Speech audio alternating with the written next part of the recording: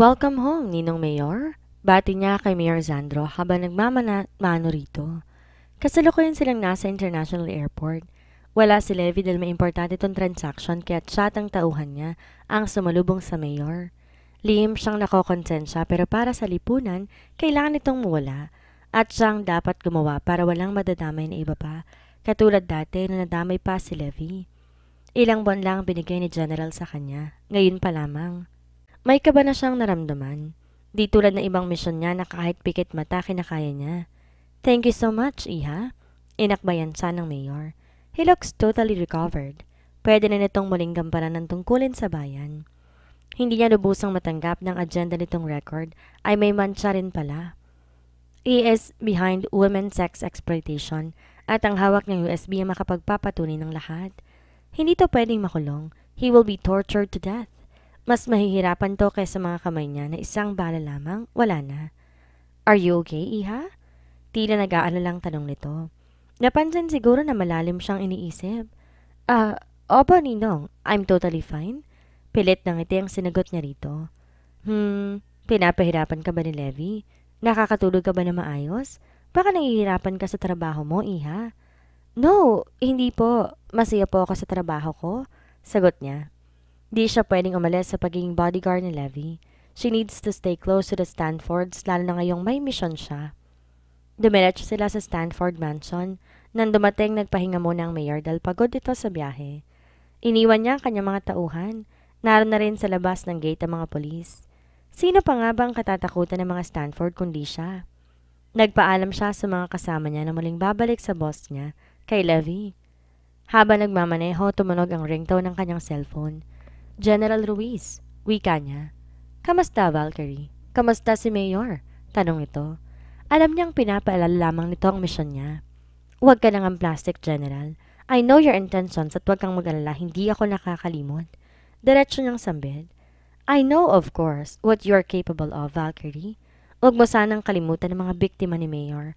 Remember also his deeds. Kung ilang buhay ang nawala at mawawala pa. Isipin mo mga nasirang buhay at kinabukasan ng mga babaeng naging biktima ng organisasyon na si Mayor Zandro ang nagpasimuno. Isantabi mo muna ang puso mo. I know malapit ka sa kanya at sa pamilya niya. Dagdag nito. Hindi mo kailangan kumbinsin ako, General. If it's for the good of everybody, then Mayor Zandro should be executed. Matigas niyang sambit at pinatay ng tawag. She gasped heavily. Malapit na at hindi na pwedeng takasan na magaganap. It is destined to happen. Nang dumating siya ng opisina ni Levi, kakatapos lamang ng meeting nito. Matamis ang ngiti nito nang makita siyang dumating. Tumango siya sa binata at pasimpeng kumindat dito. Sandali niyang kinuha ang cellphone na maramdamang nag-vibrate ito. It's a notification from her SSS. Nakatanggap siya ng mail galing kay Black Angel, si Ella. Bubuksan sana ang mensahe nito nang maramdaman ang mahigpit na yakap ni Levi mula sa kanyang likuran. Binalik niya ang cellphone sa bulsa at kinantihan ng yakap nito. Namiss kita. Malambing nitong sambit. Kahit napakakulit mo, I don't know why I cannot be angry at you, Catalea. Mariin itong bulong sa kanya. Magagalit ka pa rin sa akin, Levi. Sa gagawin ko, baka nga kamuhian mo ako habang buhay. Pero kapalit nun ay ang kalayaan mo at kalayaan ni Ella. Ako magsasakripisyo para hindi ka na mapahamak. Sigaw ng kanyang isip. She cannot trust anyone about this matter. Miss na rin kita, baby. Mahina niyang sambit. Okay ka lang ba? Nagtatakang tanong ng binata. I'm fine. It's just that mamiss kita kasi aalis ako abroad bukas. May importante kaming transaction ni Tiger Jeller. Malumbay niyang sambit.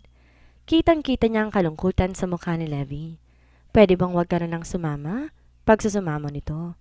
I need to. Hindi ko pwedeng iwan ang kaibigan ko. Ano bang gagawin ninyo? Business matters, sagot niya. Totoo ba? Levi, do you trust me? Kung ano man ang mangyayari, will you please trust me? Tanong niya sa lalaki. Oo naman, kasi mahal kita. Paano si Trixie? Paano kung bumalik siya? Huwag na natin siyang pag-usapan. Tanging sambit ng lalaki. Trust me, Levi, please. Kagaya ng pagtitiwala ko sa iyo. Iniangat nito ang baba niya at siniil siya ng halik sa labi. She can feel his warm breath as he opened his mouth. Wala na mas ikasasarap pa ang halik na yon. Binitawan siya ng lalaki at mabilis tong tumakbo patungo sa pintuan ng conference room at nilak iyon. Lesson learned, always lock the door. Nakangising sambit ito at muling bumalik sa kinaroroonan niya. Inalis ang kurbata at nilapag sa mahabang mesa. Sinunod ang corporate suit hanggang sa underwear na lamang ang natira. Lumapit to sa kanya at muli siyang siniil ng halik. Ang mga kamay ni Levi unti-unting nagtatanggal ng saplot niya.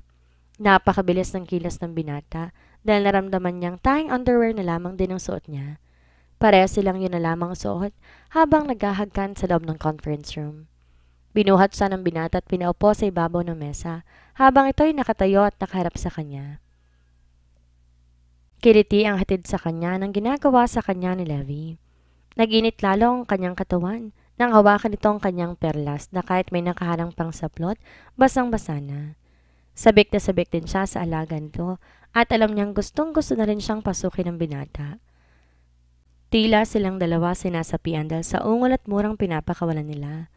Aminado siyang napakasarap ng asawa niya, kaya siguro nababaliw at pinagpapantasan to ng karamihang kababaihan. Makita pa lang ang katawan nito. Ang pagkilos at pananalita nakakapanlaway na. Ano pa kaya kung sa kama na? I love you, baby. Aniya sa binata nang makaraos sila. I will surely miss you, baby. Mag-ingat ka doon, ha? Mahal kita, Kath. Tila kinokuryente ang buo niyang katawan sa narinig. Dati-rati imahinasyon lamang niya na narinig ang mga salitang to galing sa asawa. But now, live na live and in person pa talaga. Muli niyang niyakap ang asawa at niyakap ang mga labi nito. Sinakop. Hindi niya alam na magiging okay ang misyon nila ni Tiger. Hindi sa lahat ng oras na nanalo. Paano kung matalo sila ngayon? Babawiin na lamang ba niya si Levi sa next life niya? Muli niyang naramdaman ang pagsaludo ng alaga nito nang masuyo siya nitong halikan. Binuhat siya ng binata at inihiga sa mahabang mesa. Sumunod to't umibabaw sa kanya. Hoy, baka masira to. Sigaw niya rito. Let's try, baby. Kung hindi, ibig sabihin, matibay nga ito. And I'll order more from the company who sells this kind of furniture. Wala siya nagawa kundi bumukaka sa napaka-hot at wild niyang asawa.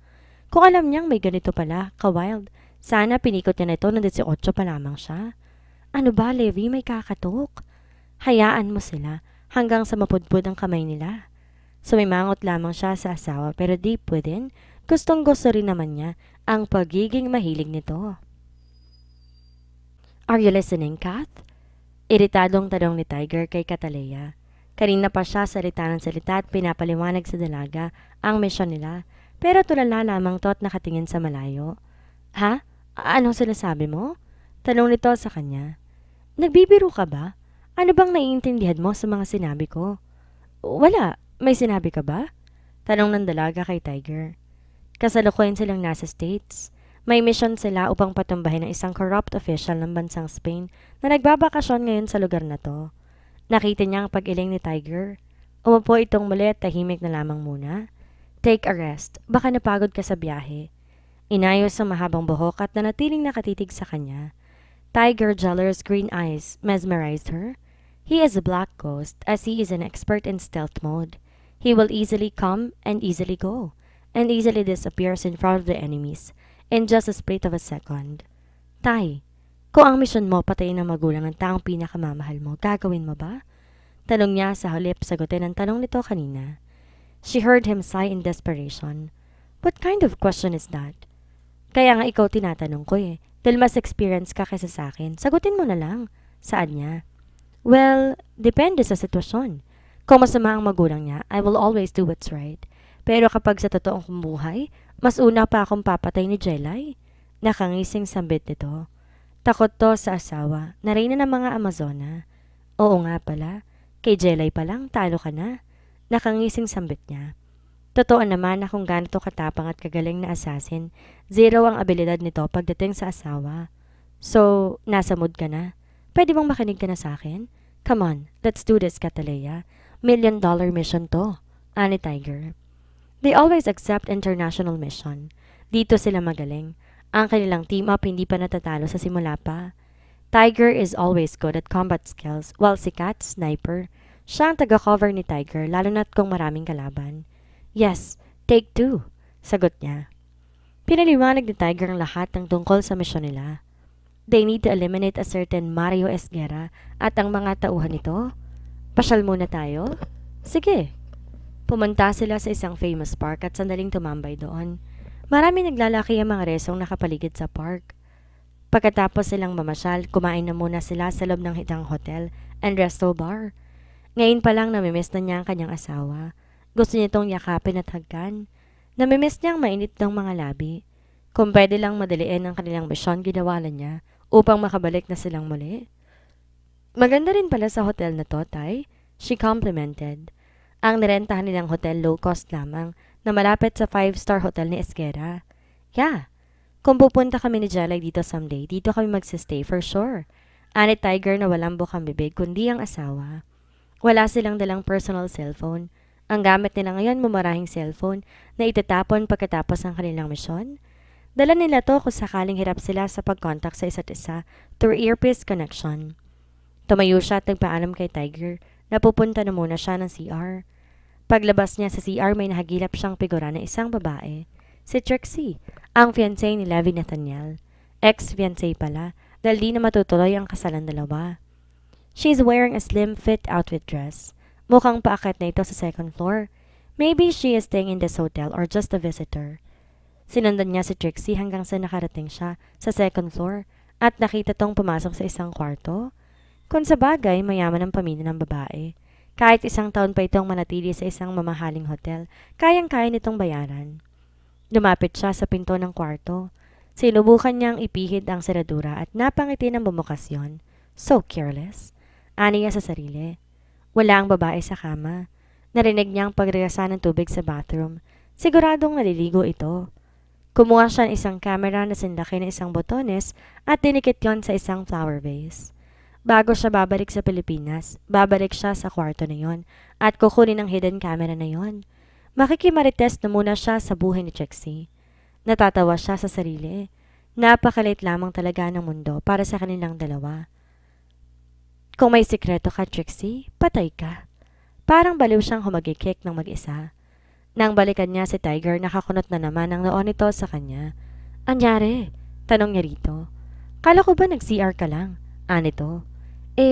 Nag-rounds muna ako sa paligid. Ang ganda pala dito eh.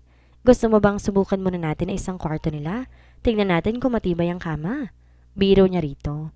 Ayan ka na naman. Tigilan niyo nga ako sa mga biro ninyo ni Samara, ha? Mabuti wala si Jelay, kung hindi, labas ng kwarto na naman ako matutulog. Ines na sambit nito. Natawa siya na maalala, natulog to sa labas ng kwarto dahil nakita ni Jelay na kahalikan nito si Samara sa isang misyon. Ang totoo si Samara ang nanghalik kay Tiger. Hindi naman ako nagbibiro. Pagbalik pala natin may papakilala ko sa iyo. Aniya na ang tinutukoy ay si Franz Scheller na long lost pinsan nito. Kung babae yan, wag na. Kontento na ako sa asawa ko. Bad influence ka talaga. Sagot nito. Wow! Lalaki na palang type mo ngayon? Kailan ka ba magiging seryoso, ha? Pakita mo muna sa akin yung alaga mong Coke and can. Natatawa niyang saad. Baliw ka talaga, Kath. Anitong pulang-pula ang buong muka. Pagkatapos silang kumain, bumalik na silang muli sa kanilang apartel. No phones, no contacts. Sanay naman siya sa ganitong sitwasyon, ngunit ngayon hindi siya mapalagay. Ganito siguro ang nararamdaman ng mga kaibigan niyang assassins. Iba pala talaga kapag may asawang yummy. Kaya pala hindi na masyadong tumatanggap ng misyon ang mga kaibigan niyang may mga asawa na. Pero bigla siyang nalungkot. Ang masasayang araw niya hindi na magtatagal pa. Di magtatagal kamumuhian siya ni Levi at kahit masakit, kailangan niyang kayanin. They are trained not to cry but to endure pain. Shit! Katalaya Valkyrie, cover me! Malakas sa sigaw ni Tiger mula sa earpiece na konektado sa kanilang dalawa. Napamara din siya na makitang napapalibutan ng kaibigan ng mga tauhan ni Esguerra. Muntik niya nang makalimutan kung nasan sila ngayon dahil sa kakaisip niya sa mga Stanford. Alauna na madaling araw nang lumusob silang dalawa sa bahay bakasyonan ni Esguerra. Ito ay nasa isang mataas na burol na papalibutan ng malalaking puno. Private property ang lugar na yon. Sila ni Tiger dumaan sa dagat na tanging paraan upang hindi sila mahuli. Isa-isa niyang binaril ang mga tauhan ni Esguerra at lahat nakatihayan na sa lupa. Clear! Sigaw niya kay Tiger at nakita, umusad na to patungo sa loob ng mansyon. Siya nakapwesto sa isang mataas na puno.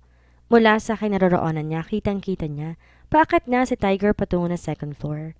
Mabuti na lang glass house ang bahay bakasyon na Esquera, kaya hindi siya nahirapang sundin ang bawat kilo si Tiger sa loob. Kinalabit niya ang gatilo ng baril na makita na may sumulpot na tao sa likuran ni Tiger. Thank you. Wika nito na makitang bumulagta ang tao sa likuran nito. 10 minutong lumipas na makita niya, kumakaway si Tiger sa kanya. Mission accomplished. Sambit nito at takinga na siya na mabuti nang marinig ang saad ni Tiger. Mabilis silang tumakbo patungo sa speedboat na tinago nila sa may damuhan ng tabing dagat. Hasta la vista, Esguerra. Bulong niya bago pinandar ang speedboat. Kath, munti ka na ako mabaril kanina. For God's sake, may problema ka ba? Muling sambit nito. Bumuntong hininga lamang siya ng malalim. I have a mission. Sambit niya rito at nagsimula niyang kwento lahat-lahat kay Tiger. Tahimik lamang tong nakikinig sa kanya. Mamaya pala babalikan niya ang hidden camera sa kwarto ni Trixie. Sa Pilipinas. Hey kuya, what's up? Ba't parang Biyernes Santo yung mukha mo? Tanong niya sa kuya na nakahawak ng bote ng alak habang nakatayo sa teres at nakatingin sa kawalan. Nakabuntis ako, Kat. Mahinang sambit nito. Wow, congrats! Di naman nakapagtataka. Sa landi at libog mo ba naman? Biro niya rito. Matatanggap kaya siya ni Dad? Kung mahal mo ba naman, ipaglaban mo na lang, no? Of course, tatanggapin niya. Pwera na lang kung lalaki ang binuntis mo. Natatawa niyang sambit. Pwede ba, Kataleya? Kahit ngayon lang seryosohin mo naman ako. Ines na sambit ng kuya niya. So, ipapakilala mo nang malaman natin ang reaksyon ni Dad. Kung ayaw niya, itanan mo na lang at magpakalayo-layo kayo. You know I can't. Oo nga pala. You are Dad's pet. Swerte niya't naging babae ako dahil kung lalaki ako, baka inatake niyon sa puso. But anyway, kuya, kahit badass si Daddy, may nakatagpong kabutihan din naman sa bituka niya.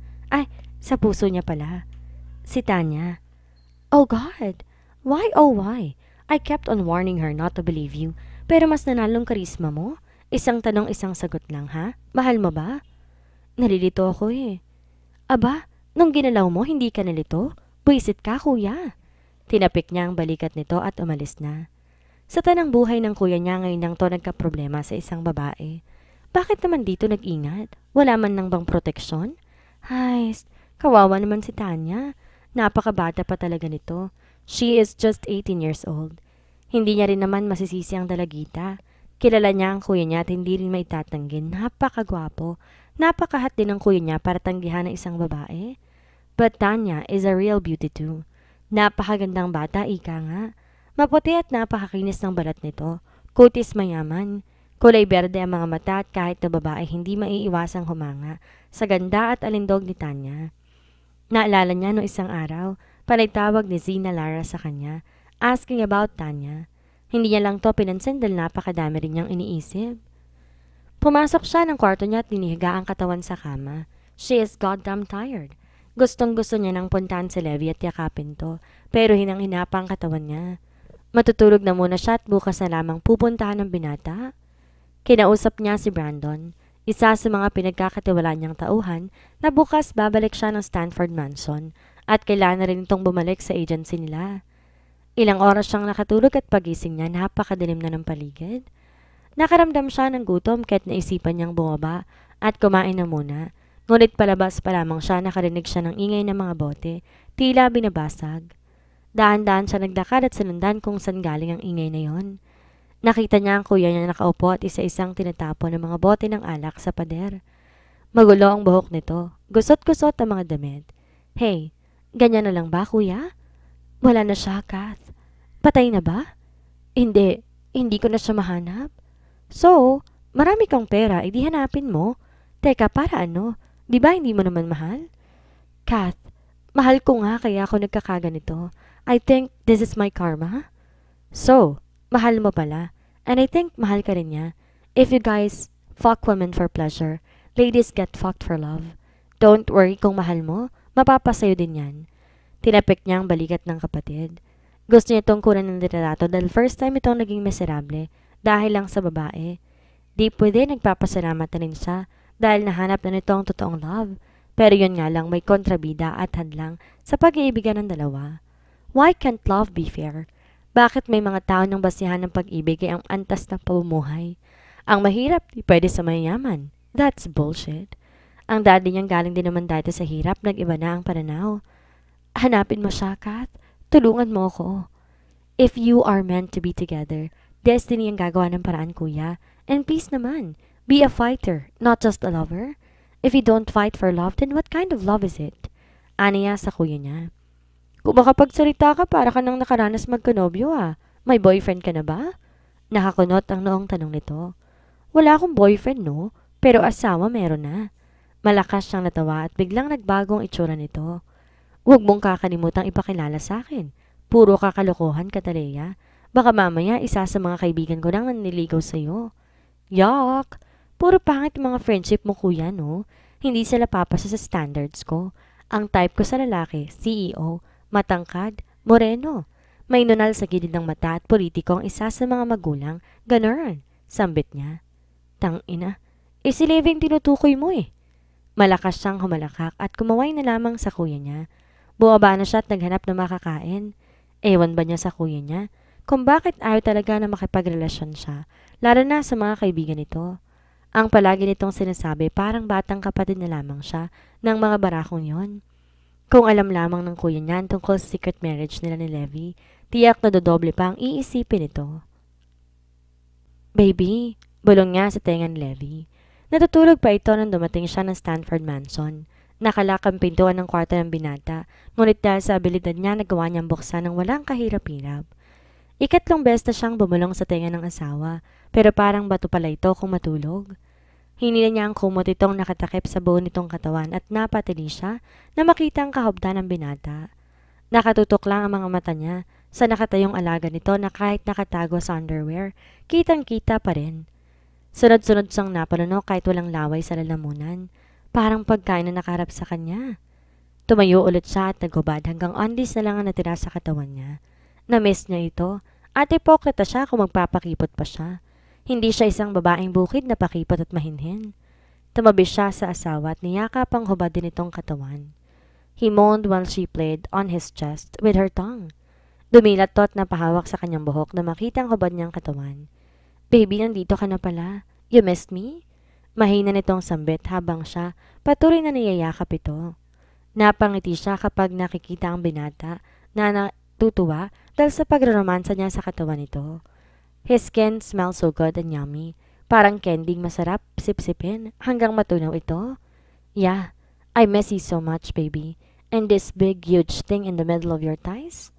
Malambing niyang saad habang hinahawakan ng katigasan nito na lalo pa yatang tumaki nang tumama sa kanyang kamay. Parang nabasa na ng asawa niyang iniisip niya. Mabilis na nga itong pumaibabaw sa kanya. Levi naman, dahan-dahan naman. Be gentle. Ang laki niyan tapos hindi ka man mag-i-inform na agad-agad palang pagtusok mo. Ginawa mo pa akong banana cue. Malakas siyang napasigaw dito. Ang ingay mo naman, baby. Bulong ni Levi na magsimula na tong gumalaw sa ibabaw niya. Di niya alam saan banda ibabaling ang ulot sa tindi ng sarap na nararamdaman niya. Sa tuwing isasagad ni Levi, malakas siyang napapahiyaw at napapaungol. Magkahalong hapdi at sarap ang nararamdaman niya, pero mas nanig pa rin ang sarap tuwing malakas itong gagalaw. Kinagat niya ang bed cover para hindi siya maging maingay. Para nagdidribble si Levi sa ibabaw niya, habang ang mukha'y nasa kanyang leeg, kinakagat ang kanyang balat. Kahit masakit, tiniyaan niya lang to sapagkat masarap sa pakiramdam, lalo na't nagsasalubong ang kanilang mga alaga. Mahinang inangat ni Levi ang kanyang pangupo at sinagad yon sa kanyang kaibuturan. Kapwa sila hinihingal na matapos ang kanilang pagniniig. Hinalikan siya ng asawa sa noo, sa ilong, sa pisngi at mga labi. My baby cat. Anitong pasimpleng hinawakan ng kanyang buhok at todo ngiti sa kanya. Meow. Sagot niya na pinagtawanan na lamang nila. Let's be ready kasi babiyahe tayo patungo sa province na France.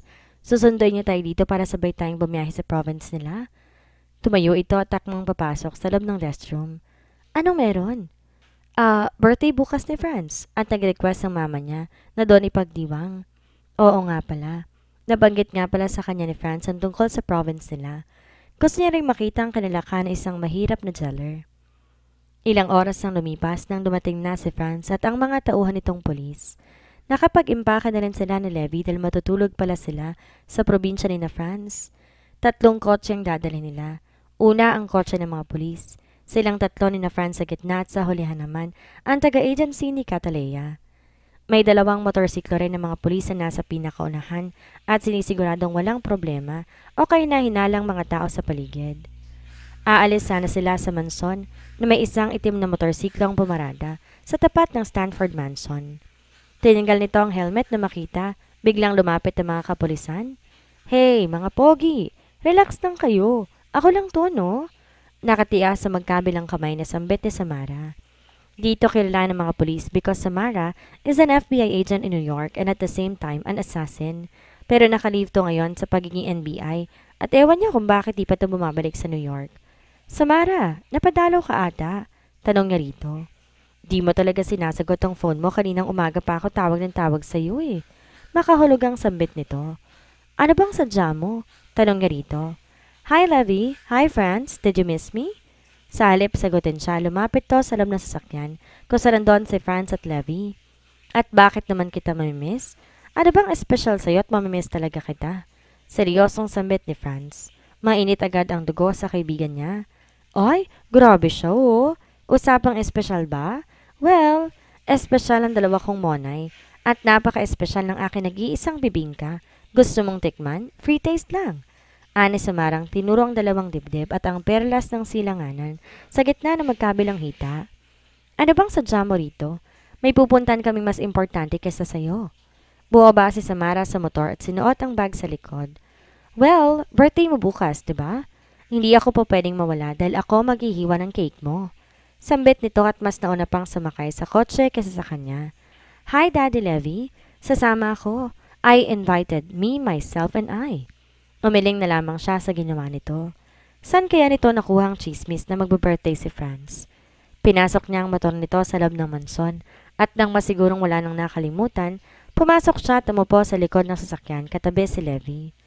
Si Samara sa tabi ng driver na biglang natahimik, kunot na kunot ang noo, walang iba kundi si Franz Jeller. Habang nasa biyahe, panay pasel ni Levi sa kanyang mga palad. Feeling tuloy niya teenager pa siya na todo kilig sa ginagawa nito. "I love you." Mahina nitong bulong sa tenga niya na ikinangiti naman niya. "Smile naman dyan, mamang driver. Baka pagdating natin sa probinsya, naging kamyas na yung mukha mo." Tukso ni Samara kay Franz. "Paano ko mapapangiti? May isang sumama na hindi naman imbitado." Dinig niyang sagot ni Franz. "Ay, kumukha pang insulto, wagas oh. Huwag ka mag-alala, pogi. Wala naman akong dalang plastic eh." Dagdag pa ni Samara. "Ay, mabuti naman, nawala ngayon." "Wala akong dalang plastic, pero sa ako meron." Malakas ang halakak ni Samara na mas kinainis ni Franz. Mas naging mainit ang dugo nito kay Samara nung di siya nito pinakain ng tinake-out nito na si Franz mismo ang gumastos nung alumni homecoming na mga klase ng binata. "Kapal mo talaga." Huling sambit ng binata na parang demonyo kung makatingin sa kaibigan niya.